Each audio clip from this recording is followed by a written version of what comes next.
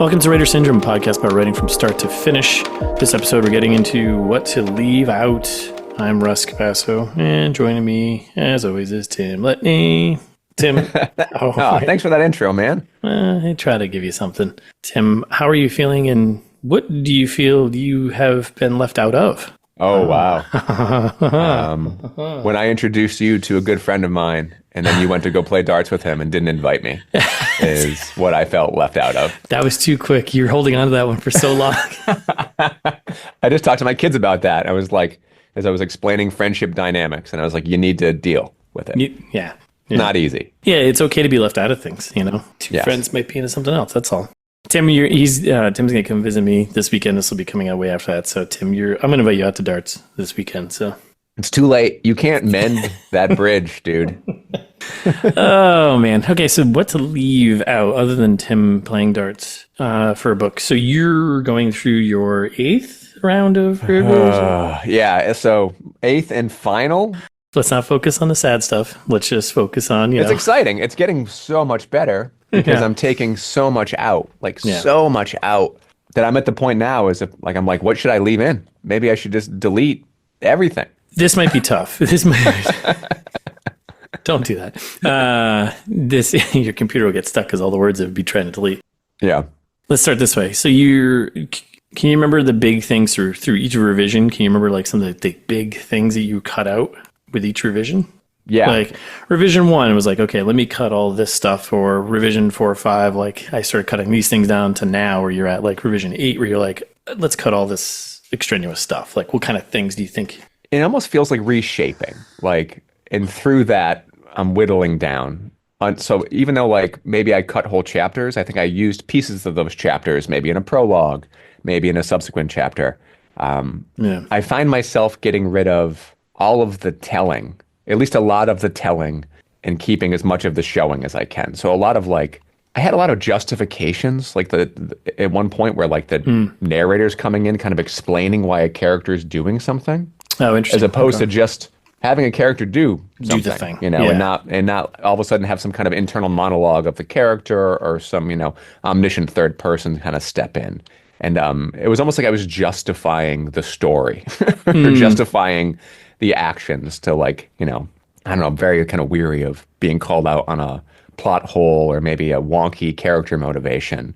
But there was so much of that stuff to the point where I'm still kind of catching some of it now. The book just reads so much better without that stuff. I mean, there's a line of letting your readers just give them some credit to figure out what's going on. Did you feel like you needed to explain something? I honestly feel like it was me feeling out the story. Then in subsequent edits, kind of falling in love with my own words and having a hard time getting rid of them, even though they really weren't servicing anything. Yeah. So I guess a little bit was I was justifying actions that didn't need to be justified. But I think some of that comes from, even though I kind of planned around these, I had an outline, but there's moment-to-moment scenes where I think I felt like I needed to justify the ideas I was coming up with as I was writing. Yep. Almost to myself, And I think that's something that, as I work on the next book, I won't even have in there. I think I'm editing out stuff now that won't even make it into the next novel. Yeah. Because I'm just learning what needs to be in a novel and what doesn't need to be in a novel. And certainly you don't need to be telling yourself the story or justifying your actions or something. Right. Just let the characters' words and actions do the thing that they need to do, not add this extra a lot layer. of the time I just told the reader how somebody felt. When I didn't necessarily need to. I could have gotten it through with a character movement or a dialogue bit. I also got rid of and reduced a lot of kind of mental flashbacks that just weren't necessary. I cut out a gigantic one that I kind of pilfered from my own youth about picking up cigarette butts. My dad paid me a nickel to pick up cigarette butts in the backyard, and I had this old coffee can. As he's flicking them out there. Well, yeah, more or less, yeah. So I used that story because I loved that story, and it kind of rooted the character and the character's youth. But as I was going through this edit, I was like, what purpose does this serve? It's just window dressing. It's not adding any dimensionality to the character. It's not really making the dad look any better or worse than I've already made him look. So it was a page and a half. I just cut the whole thing. I cut a huge fight scene recently that just didn't need to happen. It was like not 3 page, but it was like a 2 page fight scene, which was completely against the character in that moment. It was early act one. There's no way this character would have been throwing down fisticuffs at this point. Yeah. I just had an idea and I wrote it and I fell in love with my words and it stayed for 7 drafts. So looking at it with this kind of cold, objective eye and realizing that it's a disservice to the character and the character's arc, it's been way easier to cut the stuff. But because of that, I'm cutting like thousands of words. You know, I'm still like over 100K. But by the end of this, I think I'll be in the 90s, maybe high 80s. So that's where you need to be, right? that's where I need to be. How about you? When you were going through or working with your editor, was there some kind of typical things, common, recurring things you were cutting? Yeah, I think, and I did some digging around to see like other editors, and I came across NathanBransford.com. He's a editor now. He writes some books on writing and whatnot, and he had a pretty good list of like what to leave out.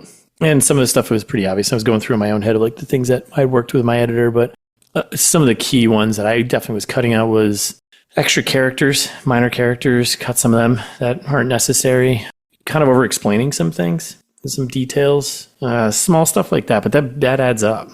And as a first time writer, I think it felt like I needed to over explain or try to get really wordsy with like describing, things that it's just a hammer. Everyone knows what a hammer is. Just let it be a hammer. It doesn't. How many adjectives does the hammer need? It doesn't need any. It's just a hammer, I think stuff like that and tightening that up. And I think the key things was definitely big for me was like cleaning up like verb usage. And this is one of the ones that this Nathan brought up in his list was, going through and clearing out all the is, was combinations and just going with the verb. And was doing something versus just did the thing. Be more active voice, which I think that was a thing as a first time author, I kind of leaned into having more passive voice and like just get to it. And like, you'd be surprised at how many words you cut when you start just cutting out all that fluff around, the action that's supposed to be happening. Even looking at all the words surrounding verbs in like a section, a paragraph, sentences and everything, and just eliminating stuff. Even going through and like small stuff like the word just, doing a search for that and just cutting it. And it's like, you'll discover how many times you've used that word. It's like, that's why like Scrivener or these programs, you could do a word count. You can find what word's being overused and go through and be like, do I need to just say this just word? Just cut it out. And you'd be surprised like how many words that will cut. I wrestle with just sometimes, just the other day. Like my editing software was like, delete this. And I was like, you don't know me. Oh, it does. It does.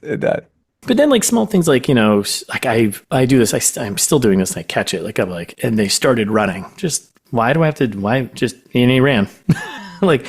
Small stuff like that. Just get to it. So for me, it was more of that. Cause like I came in my first draft when I sent to the editor was probably around 81,000 words. And I cut it down to 71, 72, I think. But a lot of stuff was around that. It was like description, overuse of like similes, more in the word usage, and that's what I was gonna say. Like cleaning up. Yeah, one thing I had the hardest time cutting was similes. Yeah, I use them. Pick like, one. It's like a bag of chips. I'm like, you get a simile, and it's like I had such an over reliance on them that I've just cut so many of them. And I think the book's stronger for that, but I'm also kind of like, but it's pretty, or it's disgusting, or whatever I'm using it for. Some of the other ones that I came across with on this blog post, which I think was pretty good, and some things I'm going to like, it's things that now I feel like I know pretty well, but I'm like, I'm going to revisit these when I go through like my revision.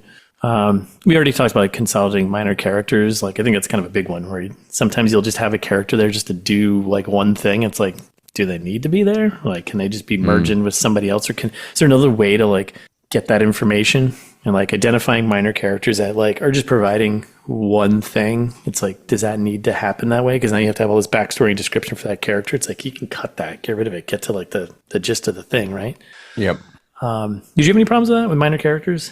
I had a whole bunch of punks that had like lived in the Flophouse, and they made it through the first draft. And I was like, who are these people? Why are they?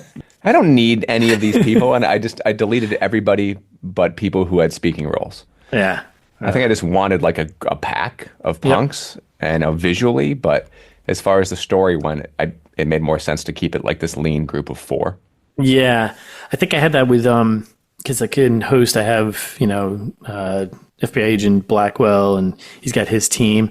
I think originally I had like an extra person in that team, and I think I narrowed it down to just four. Right? Yeah, I had like 5 or 6, and I was like, "What are these people doing here?" I'm like, "Who are they? I don't even know who they are." Like, I'm just cut them out. Like, are they just here to say one thing? It's like, "Hey, did you think about checking out the financial records?" I'm like, "Get them out of here," you know? Yeah. And then at the end, it was like kind of very much like a War Games moment where I was like, my main characters are meeting with Air Force General, and they're doing this whole thing, and I had a bunch of people in the room because like that's how I think it's going to happen, and maybe it does. I don't know. I'm sure it does, but I was like, I don't need all these people in here. Just get to the key people who are making the decisions. And yeah.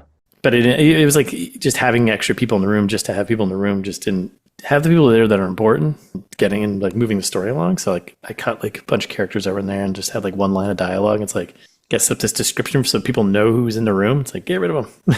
Yeah. Yep.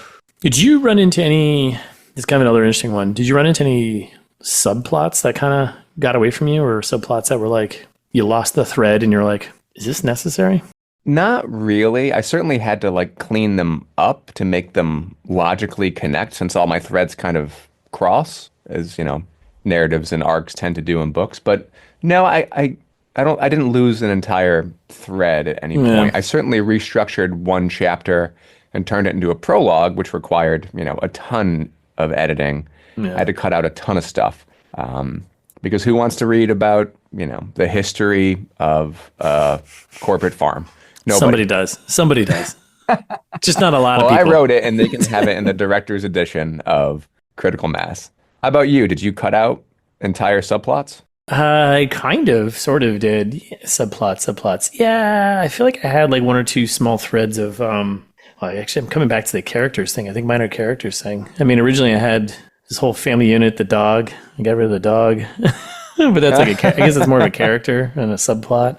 Yeah. I'm trying to think. I don't think I really had many subplots. All the plots I had that I ended up getting rid of. I think it was the same thing. It was like cleanup. It was like just making sure they were tight and weaved back into like the main story. Yeah.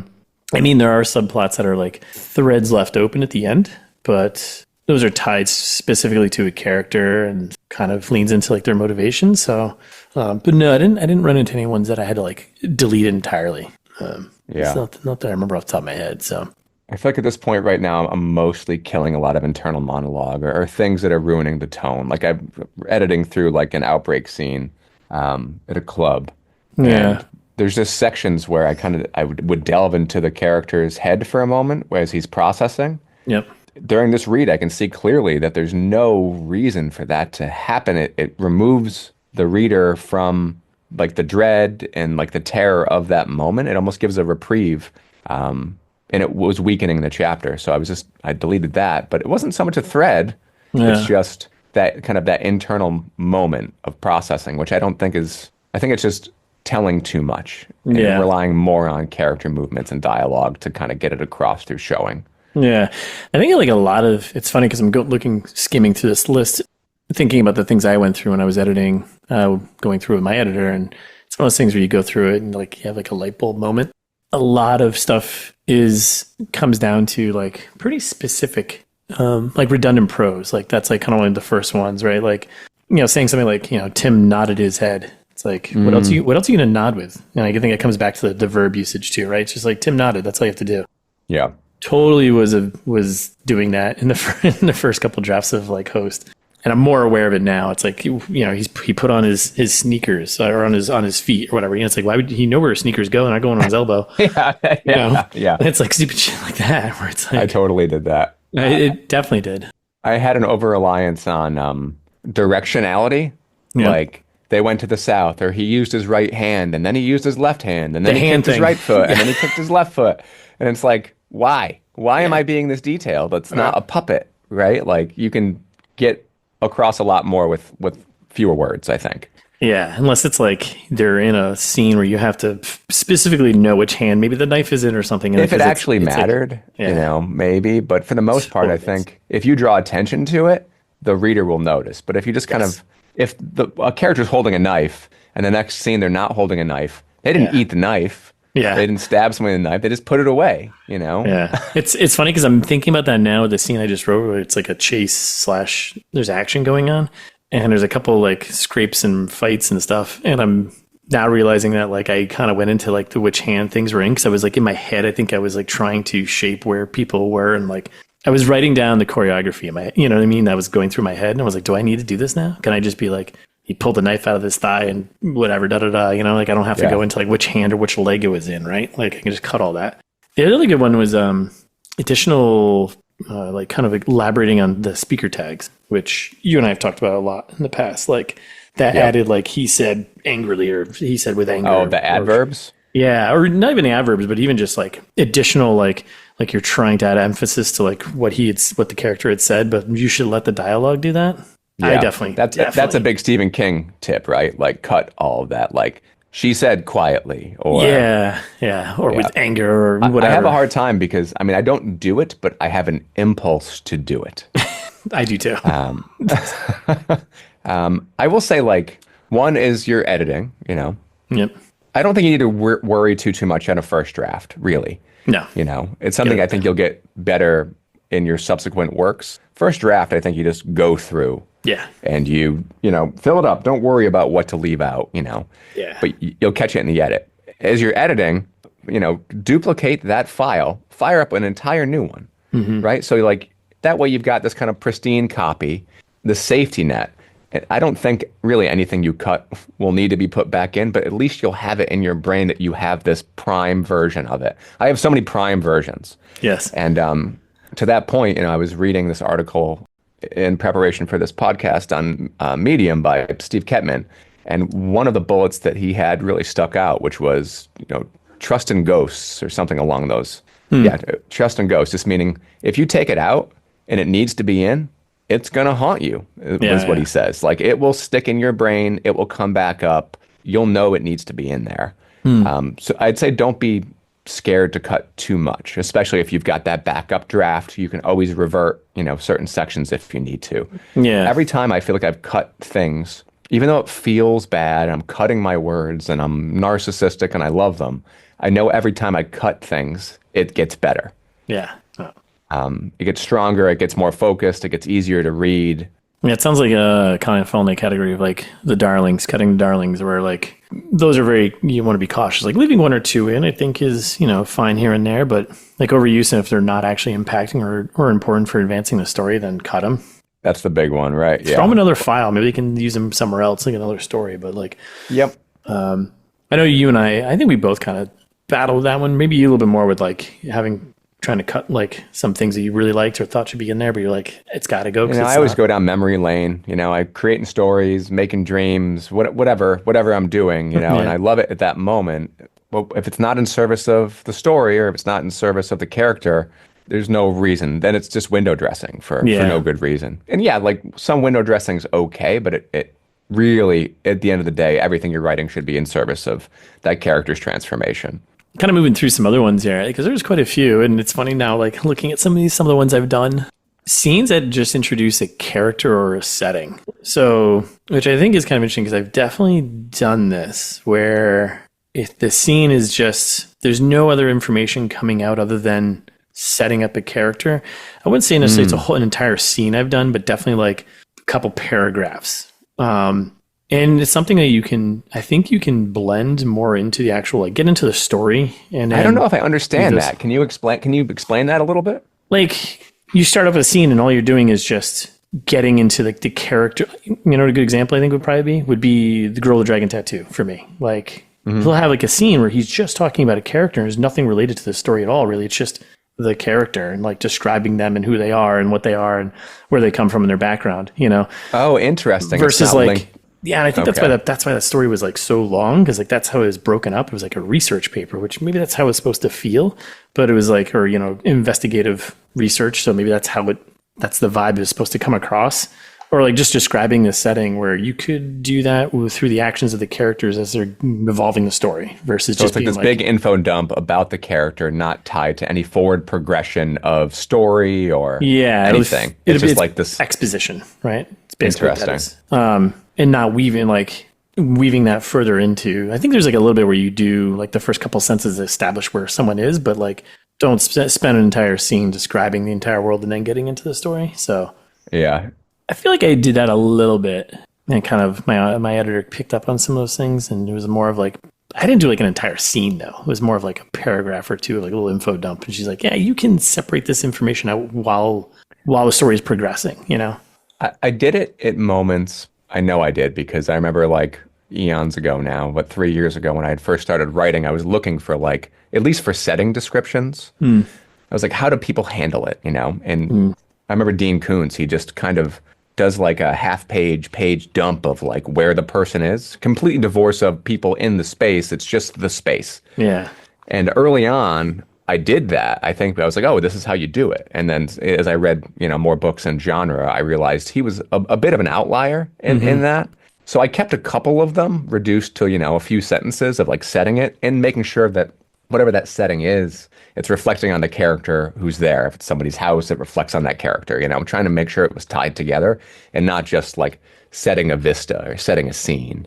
Basically, don't do exposition dumps about a setting or a character. Like weave that into the actual story and let the characters' actions and reactions to the world, get that information out versus just dumping it all in a way more scene. Economical. Yeah, I think that's it. And there's another one, speaking of way more economical, is like combining scenes, maybe an action scene, and right after that you have kind of like the post-action scene, which there is a whole thing about pace and flow, and it's okay to have quiet moments, but looking at two scenes that maybe they can be combined, and like, can you convey the same information in this one and in this scene, just to kind of tighten things up, maybe? I don't know if I really came across that very much. I merged a ton of scenes. Yeah. A ton of them. I had a lot of redundant stuff happening, like very similar stutter step decisions where like a character's on a roof talking about what to do next. And then 2 scenes later, characters are on a roof talking about what to do next. And I was like, that doesn't need to happen at all. I merged so much. And I think some of that was, first time writer finding the story, which is why there's these kind of stutters or echoes of similar scenes. But every time I caught it, I tried to cut them. And I needed to shuffle some timeline stuff to make it work. Yeah. But it was worth it. And once again, I want to try to I want to value the reader's time and not have them read the same stuff over and over again, or at least very similar things. Yeah. Like it drives me crazy in books when you have characters who go back to the same location like 6 times and nothing happens. It's like, it always drives me crazy. I'm like, this could have easily been merged into like, 1 or 2 scenes. You don't need this to happen again and again and again. How is this moving it forward? I feel like I'm stuck in a loop. I definitely combined a couple of scenes when it came to like next clue drop type of thing. I think I had a couple scenes where it was like, I had one scene that was building up to this clue drop thing, Yeah. It's like, or this next bit of information that the character is discovering. It's like, I think I did that a couple times where I was like, I can merge these together and just have this be one scene. I don't need this to be in 2 separate locations happening, where one is literally just the build up to getting to this. And I just cut a lot, kind of tighten things up a bit. So this is a really obvious one. This is one I definitely battled with after my first draft. This is such like was a newbie writer thing to do. The everyday chores and the everyday pleasantries and conversation, small talk. And unless it's important to reveal character, maybe the way they eat a sandwich, or maybe the way like they do something with their food makes them, I don't know, unless that's important. But man, I had so many times because I remember one of your characters who was just guzzling Coca-Colas. He was like eating all the time. It was like Brad Pitt in every movie, just always eating. I've got like a really like base example of like, you so rarely see or read in books and movies anybody using the restroom, right? Nobody uses it. Yeah. No. Now all these characters are obviously going to the bathroom. Right. But when you do see it, or when it is used, it's supposed to be reflective of the character. It kind of, it's either their anxiety or they're kind of disgusting, or it's a shakes the clown moment or something. Yeah. I mean, food's so central to mine that I have it, but I left out like obviously meals for the most part, sleeping. Yep. Yeah, you can skip all that shit. Just cut right to the next day or whatever. I will say that mine takes place in such a truncated period of time that I want to think about, and maybe we have an episode about this in the future sometime, about time jumps, because I don't have many of those. Like I have like hour jumps here and there, but I'm going to have like week to month jumps in the next book, and it's new for me. Yeah. That's like a big swath of time to leave out. And it makes me kind of question, like, did I focus on this kind of few day outbreak because I wanted it to be intense and short? Yeah. Or because I'm a first time writer and that's just kind of what I imagined, that I wasn't leaving enough out. I wasn't coming late and leaving early. I was just saying everything. Yeah, I think this next one for me is gonna be interesting in terms of time management. But yeah, we can definitely talk about that because I'll have characters running in parallel, and I think it's fine the way I did it because then once they meet up, the reader will be like, oh, this is all running at the same time. Did you have time jumps in Host? Yeah, I mean, I had the 2 weeks, like the opening 2 weeks earlier type thing, time jump back, and then I think I do have a few where I'm like a few days later, type of thing. Yeah, the second book I definitely will. It's funny. There's two things that I'm thinking of right now, and both of them have to do with Cormac McCarthy. One, he's very economical, and he leaves a lot out. And sometimes he's really wordy, and he uses "and" all the time to explain things. There's like this procedural, detailed description of what a character is doing. Like, Andy opened the computer, Andy used the mouse, Andy grabbed his gun, Andy walked to the car, and he got a bag of chips or whatever. Coupled with there's no internal monologue. No. There's no interiority at all. There's just action. Like things that they're doing. Yeah, just the constant progression forward, yet very detailed. I wanted to talk to you a little bit about speaking of like detail and what to leave out, like the Clancyisms. Yeah. Like the breaking down a boat motor. Like excessive descriptions, stuff like that. Excessive or descriptions. Like over-explaining. Is that on anybody's list? Yeah, I mean, there's the two from this here is like same thing, like over-explaining simple objects. Like before we're saying like a hammer's just a hammer, just move on, Yeah. And then the same with like excessive description. I think those kind of fall in like the same bucket. I think the idea is don't over-explain simple objects that everyone knows what they are. I know I over-explained since I was writing a period piece. I wanted to make sure everything was to the period. So since I did research, I was like, it's this kind of Beretta, it's this kind of car, it's that kind of helicopter. And I just didn't need to go into the details of it. It's not that kind of story. So I edited out most of those kind of detail. Yeah, I think with the excessive description one, it's like, I think that one is more genre based. Like, I don't know, like the techno thrillers and the thrillers, those are going to get into excessive description of weapons, guns, and things in the technology in the world because like that's what the readers are there for, and they love that. But even detail. though it's not really related to the story, like that boat thing was just so obnoxious because like it was like this isn't why do we? Did it ever come back around? Nah, I mean he just drove the throw boat a boat motor at somebody. Or? Not that I remember, and honestly, I couldn't remember anyways because it was like I'm still thinking about the boat. I don't care about the boat. I don't care about the boat. But I think people come for that though. I think that's like a kind of like a for those types of books, like they're looking for that. They want that description. They want that nitty gritty. You should just buy an instruction manual. I know. Just just go buy a boat and take it apart. Go buy a boat. Go buy a boat motor and read about it. But this one has a line because one, I think it's genre can be genre specific, but also the simple everyday objects. Like I don't need to describe a hammer to its detail. Physical description, though, I think there's a line because sometimes you want to have you don't want to go over the board, but you want to go enough where you can. That character stands out to the reader if they need to. I feel like I went really, really lean on my physical description of characters and hosts. And I was kind of intentionally doing that. I think like the secondary characters, I did oddly added more than I did my primary. But I was also like, I read, what was that? But was it Dean Koontz book? I think maybe the one I read where like he introduced like 23 characters in like the first 3 chapters. And I was like, holy smokes. And it had descriptions for everyone, and like, but they were all like everyone got their own paragraph, and it was like 2 lines of physical and then 2 lines of backstory for every character, and I was like, dude. And I even got notes from like some beta readers of like that, what does this character look like? I'm like, well, for my primary characters, they're going to be there through the entire story. I want that picture, those details sprinkled throughout. Like, I don't need to give you the first 2 sentences. I mean, maybe for some readers, they want that. They want to know what they look like so the entire story, they can follow them. Backstory stuff could be weaved throughout the story, but physical characteristics. I always feel like it's kind of a less is more type of thing with that. I think you're working against the reader if you give them too much to remember. Yeah. Or fight against their own, whatever they're concocting and imagining in their own brain, right? Yeah. Yep. I also want them to shape the character for themselves too.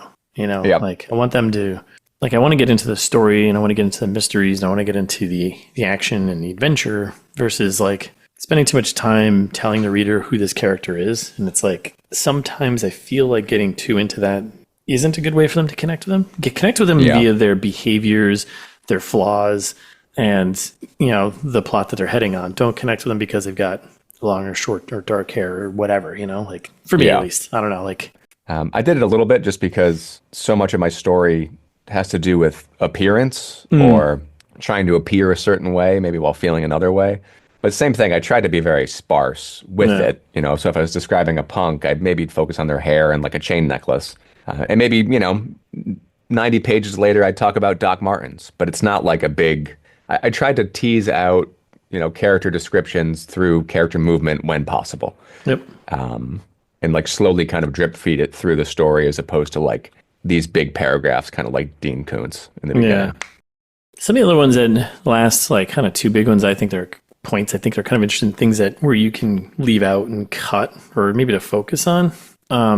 One is definitely one I did, and I think it kind of falls in the same category of like overuse of similes is repetitive gestures, like within like a scene, like to explain someone's like shocked or surprised or something like. Oh my God, I use eyes wide so much. Their hair stood up and they clutched their chest and their heart beat into their chest. Like you just pick one and just and go on. Yes. Like you don't need to do all of that. The reader gets it, between the dialogue and what's happening, like they'll get it. I think I use goose pimples like so much. Like too much. First time you used it, I was like, do you mean goosebumps? I was like, what the hell are goose pimples? I've never heard it called that before. Oh, yeah. Maybe I should. Yeah. I mean, I think it goes by both. Maybe I should use. It's probably a regional dialect thing, like soda versus pop. And like the last one I thought was interesting, and I was kind of digging through my own, is like these run-on conversations, dialogue where you're maybe over-explaining or running on with some useless thing, and unless it's like to really show the character, like cut all that stuff, cut all that flab in conversation. I felt pretty good with my dialogue in my scenes going into it. Definitely had moments of like I remember bringing this up to my editor too, where there were some things I needed to explain. I didn't know how to do it, and I think some things she was like, it's okay. Like these are people who know what they're talking about, and sometimes it's okay just to you don't need to explain it. Like, as long as you get the point across of, like, what's going to happen with this thing or this information, the reader can get the context and move on. And I've had people come up to me who were like, oh, some of the technology stuff was, like, kind of complicated, but I still understood what was going on, which I was like, yeah, cool.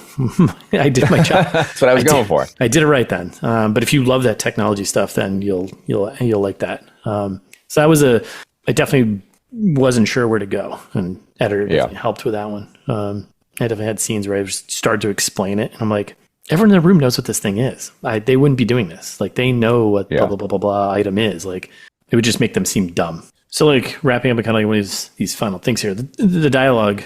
Did you come across that at all when you were going through your revisions of like you felt like dialogue was just like running on or like excess stuff that's like this doesn't need to be. Once again, I had like a lot of redundancy where like characters were kind of repeating themselves, and even if they maybe would have done that in real life, it's not life. You still want to be, respectful of people's time. So yeah, I definitely reduced when I felt like I was going on too long, or it lost a punch, or it lost the rhythm of the kind of conversation flow. Yep. One thing, speaking of like getting rid of stuff and dialogue, and we mentioned it before, is the dialogue tags themselves. Yeah. Not just like the adverb usage, but like I love it when I can get into a flow and kill the tags completely. Yep. But then again, I've seen it done sometimes when there are no tags, and if it's 6+ back and forths, I lose the thread and I forget who's talking. I could give you a perfect example right now that I'm reading a Cormac McCarthy book, and I'm like, there's only 2 characters. I'm like, who's saying what now? Yes. I've tried to not overuse, because I do think it can ruin the flow if it's like, Jane said, Bill said, Jane said, Bill 100%. Said, Jane said, Bill said, Yeah. In the same respect, if there's none of them used. But I feel like if you tee it up at first, and then if it runs on a little bit, if you've got like maybe a 2-sentence answer at one point, maybe you sprinkle in the character name or the pronoun if it's needed. Or even mixing in an action. What they're doing, yeah. That's like, something I had to cut out because I had my characters always doing stuff. They're scratching their nose. Picking They're up a coffee cup, drinking picking up a coffee cup. I definitely did that too. Totally did that. A lot of my characters are always they're rubbing their face because I think when I'm thinking of something, I'm rubbing Rubbing your face. pressing on your eyeballs. Yeah, all 5 people in the room are all rubbing their face at the same time. Everybody rubbed their face in unison. Yeah.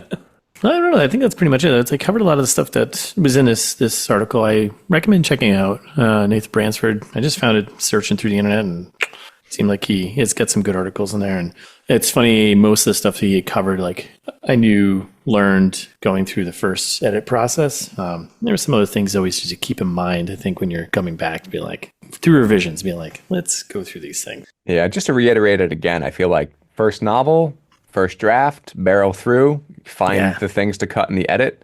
Yeah. And then, as you get better at writing, you'll have less to cut, because you'll know what's working and what's not working on, your next work, your next book, your next short story, whatever you're working on. Yeah. I already feel like I'm set up hopefully to have an easier editing process with the next book than this one, because I just want to be a little more intentional with what I'm choosing to keep in. Yeah, no, likewise. I can already sense the stuff where first draft me 4 years ago would have put in, he clutched his chest as he said angrily with a blah, blah, blah, blah. I'm like, I'd just be like, oh man, stuff was scary. Move on. Yeah. And I do think, using a little less gets across more of the seriousness. I think it adds to the entire tone of the piece. It doesn't seem like you're pretending to be a writer. It seems like you're confident in the story that you're telling. Yep. Instead of justifying it with way too many words for no good reason. Yep. I think we did that. What to leave out? All of it. Leave it out. Leave it out. Go do something else. Go paint. Our next podcast, Painter Syndrome. Just leave out all syndrome. Painter Syndrome. Just leave out all the color. Color is not needed. All right. So what are you reading, watching, or even playing? Since this is what we do. That's what we do now. Yeah. Yes. Reading, let's see, I just finished No Country for Old Men. Nice. Classic.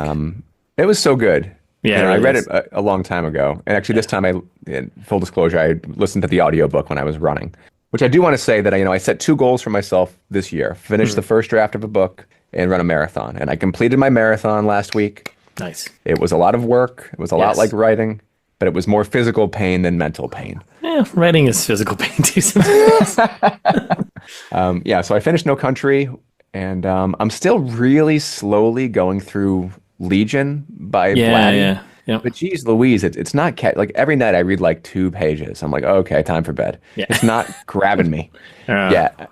But I still want to give it a go. Yeah. And then watching. Have I watched anything good lately? No, I haven't. No. No. I'm going to have the same answer, honestly. I'm going to have the same exact answer. I've been so disappointed with just movies and shows lately, but... I mean, we're rewatching Arrested Development with the kids. That's a thing, but, as far as new things, I can't think of a decent movie or show that I've watched recently. We're in the age of just too much. A lot of garbage. Like, I tried to get through like that new that like Lord of the Rings Amazon television show. Yeah. Ugh. It's just like, it's pretty fan fiction. Yeah. I feel like my time is not being valued in that show at all. Oh, like I've got 3 to the end and I just can't make myself start it again. It's just, it's like I'm left with this, why am I watching this? And why is the story being told? Oh, right, money and subscriptions. Right, exactly. The ads that you're now making me watch before this mediocre show. Yep. That's pretty much it. Yeah. Anyway. At least you playing anything that's interesting and fun? So I've been on like this kind of horror kick. I'm playing through Silent Hill 2 with my daughter, the remake. Yeah. And it's awesome because she doesn't, just like with Terminator 2 or The Sixth Sense, she doesn't know the story. That's she doesn't great. know the story of Silent Hill 2, so she doesn't know how it ends. And I won't ruin it for anybody, but it's an interesting story, and it's one of the best horror games. And this remake is surprisingly good. Nice. So I'm chugging through that with her, which is awesome. Kind of playing through the Dead Space remake a little bit by myself, which is good. And then, unfortunately, I bought the new Call of Duty. So I'm going to give up on writing, and I'm going to grind out a battle pass You can give up on writing to start a Twitch channel. You probably make more money. I'm not here for money, you know? Oh, right. That's I'm right. here to connect people. Right. That's right.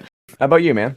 Reading, let's see. I finished that Darknet Inside the Digital Underworld by Jimmy Bartlett. It's a nonfiction thing looking at the dark web and all that sort of stuff. It was interesting. All stuff I kind of already knew.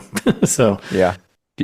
So how do you get onto the dark web? I'm not telling you that on over here recorded. It's not hard. I'll tell you that. What do you do on the dark web? I don't do anything there, Tim.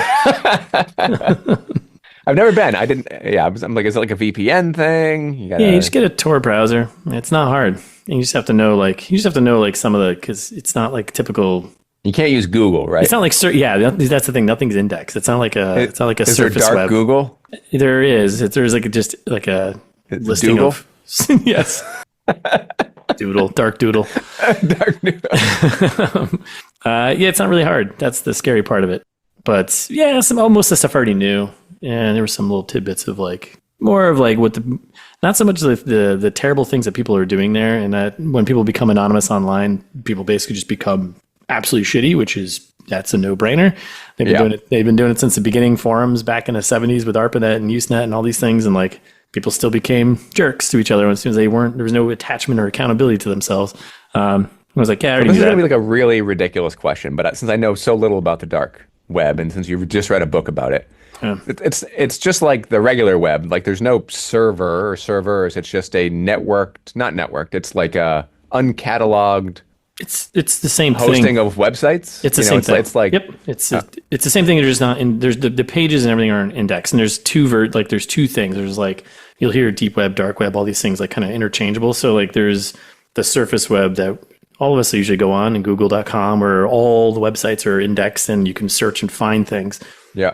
On the dark side, there doesn't exist. You just there's forums, you can find links to get to things, and that's it. There's not a lot of times the quote unquote domain names will be long extensions of a name. It'll be alt dot something dot something else. Or it might just be just the actual IP address versus terrible porn I shouldn't be watching.com. Don't go to that website. I don't know if that's real. Don't do that. It won't be stuff like that, which is, there's some dark stuff down there. That's why it's the dark web. But so nobody could shut down the dark web. It's just out there now.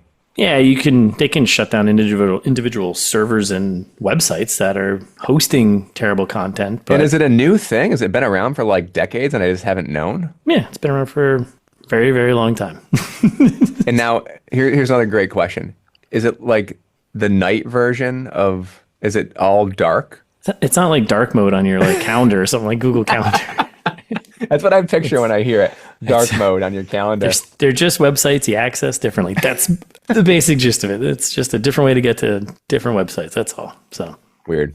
I mean, I like the idea of it since it's not since right now, right, the website and the internet is just so filled with capitalism and ads and AI garbage, but also the unmoderated gross stuff will keep me away from it as well. It's I'd rather just have no internet at all.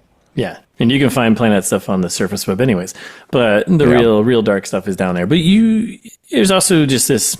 It's funny because going through the entire reading all these different scenarios and things you can find on there. Some stuff I was this is just an OnlyFans stuff you're talking about right now. But anyways, it's interesting because a lot of people, the technology and things that they're creating down there, decentralized banks using Bitcoin, cryptocurrency to pay for things, the idea of having this quote unquote freedom of internet where you can pay for things and not be tracked, and there's no banks and stuff like this, and how their transactions are occurring is a thing that people believe in. But it's also but you're using this to do really terrible things. I bet you could be tracked though. I'm sure you can be tracked. I mean, yes, there's always a way if you make a mistake, but yes, you can still be tracked. So Even by bad actors. I'm sure there's hackers that could get your IP or steal your information or it's done all the time. So somebody really, really wants to find you or break into whatever you have sealed somewhere, they can get in if they can put some effort to it. So has this informed your next book? a little bit. Yeah, I took some cool. bits and pieces from that, and then some other books I'm reading just about cybersecurity and everything. So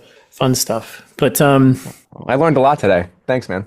Then I started, I think I mentioned this last time, The Science of Storytelling by Will Storr. Like a third of the way through that. It's kind of interesting because it gets more into the neuroscience of how brains work and their interaction with storytelling and interesting. Their view of the world. I don't have much yet because I'm still only like getting into it, but it's a good one. Back into the Hunger of the Gods by John Gwynne. This is like your Legion situation where I'm reading. Slow. It's slow. I enjoy it. I'm like reading a chapter a day or so, like just kind of picking away, but. And I started The Passenger by Cormac McCarthy, which... Oh, I have that. Interesting. It's like one of the two of his last newer, two that he right? wrote. Yeah, it's like one of the two Stella Maris and The Passenger books that he wrote before he died. It's interesting. It reminds me more of like a kind of a... Was it Sutri? Like that kind of character followed story. It's not going to be like The Road. It's not going to be No Country. It's not like those dark ones. It's feels like more of a reflection on... life, death, and everything else in between. Did you read All the Pretty Horses? Is that part of a trilogy? There's a trilogy. Yeah, it is. The Border, it's like the Border trilogy. Yeah, Border trilogy. Yeah.